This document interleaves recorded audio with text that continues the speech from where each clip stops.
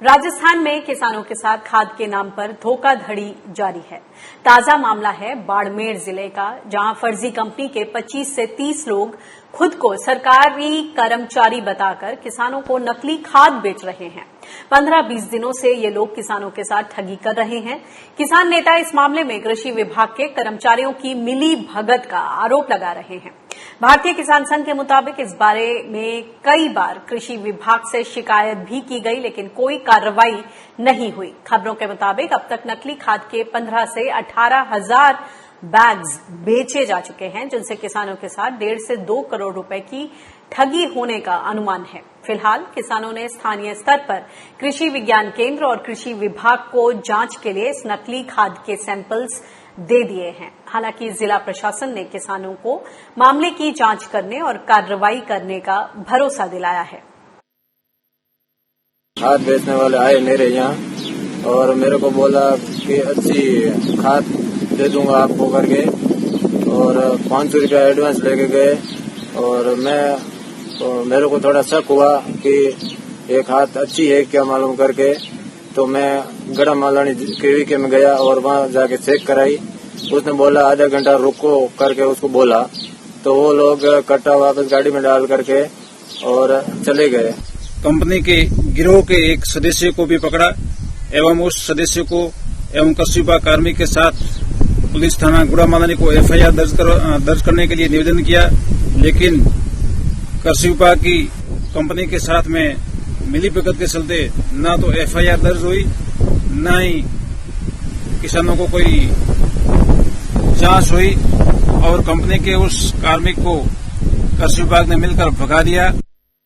तो राजस्थान के बाड़मेर जिले से जो किसान हैं और किसान संघ के जो नेता हैं, उनका ये कहना है कि जैविक डीएपी और झूठी सरकारी योजना बताकर नकली खाद बेचने वाले गिरोह को कृषि विभाग ठीक तरह से उन पर नकेल कसे, उन्हें पकड़े, क्योंकि वो मिट्टी को खाद बताकर बेच रहे हैं। इस पर और ज्यादा जानकारी लेते हैं। हमारे साथ कृषि विज्ञान केंद्र गुड़ा मलानी जिला बाड़मेर से डॉक्टर प्रदीप पगारिया जी फोन लाइन पर जुड़ गए हैं।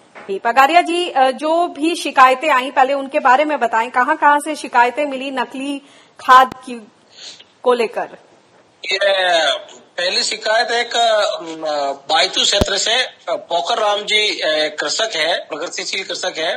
उन्होंने फोन करके बताया था कि सर हमारे यहाँ पे कोई नकली खाद बेचने के लिए खाद बेचने वाले आए और ये खाद का है तो खरीदे या नहीं खरीदे। तो हमने कहा यार भाई वो फोन पे तो पता नहीं चलेगा, आप या तो इनसे जो इसका खाद का जो भी सैंपल है और जो इनका मार्का है और जो इनके पास जो भी है खाद बेचने का जो लाइसेंस होगा वो सब लेके आप बताओ या बात कराओ। तो उन्होंने उससे बात की, तो जो बेचने वाले से, तो वो बात करने से मना कर दिया। तो हमने कहा इसका सैंपल लेके आप इसका टेस्टिंग करवाएंगे तो अपन को पूरा पता चल जाएगा, और इनका जो खाद का जो पैकेट है उसमें जो क्या क्या इंग्रेडिएंट है वो अगर आप इसमें बताते हैं तो अपन इसको बता सकते हैं कि किस तरह से है।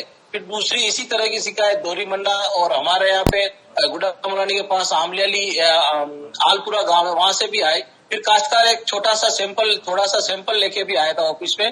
तो हमने कहा यार इस सैंपल को देख के तो लगता नहीं कि ये खाद हो सकती है, परंतु अगर इसका पूरा अपन को पैकेट और पूरा इसका वो अगर मिल जाता है तो अपन इसको कुछ अपन बता सकेंगे और इसको आगे भेज के सैंपल को जांच भी करवा सकते हैं कि भाई इसका वास्तव में है या नहीं, या वो जो कंपनी है उसका जो इंग्रेडिएंट्स है वो अगर थैली अपन को पूरी मिल जाए तो अपन उससे बात करके कि भाई इसमें कितना % एनपीके है, क्या क्या इसमें माइक्रो ऑर्गेनिक माइक्रो न्यूट्रिएंट है, वो अगर इसमें लिखा हो तो अपन इसको कुछ कह सकते हैं। ये बताइए कि किसानों की शिकायत है कि ये इसको जैविक खाद बताकर और सस्ती खाद किसानों को बेची, और कुछ एक किसान की शिकायत आई है कि उनसे 500 रुपए एडवांस भी ले गए।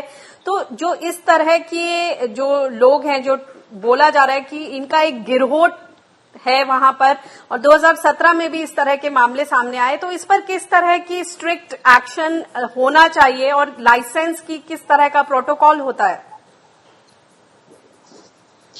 ये वो सही है कि अगर इस तरह का कोई होता है तो इसको वास्तव में गंभीरता से देखना चाहिए, क्योंकि खाद को बेचने के लिए जो है वो उप निदेशक महोदय कृषि विभाग से वो लाइसेंस जारी करते हैं कि भाई वही खाद के लिए अधिकृत विक्रेता है, और कंपनी वालों को भी, और जो भी खाद बेचता है उससे पूरा उसका डिटेल लिखनी पड़ती है कि आपको बेचने से पहले।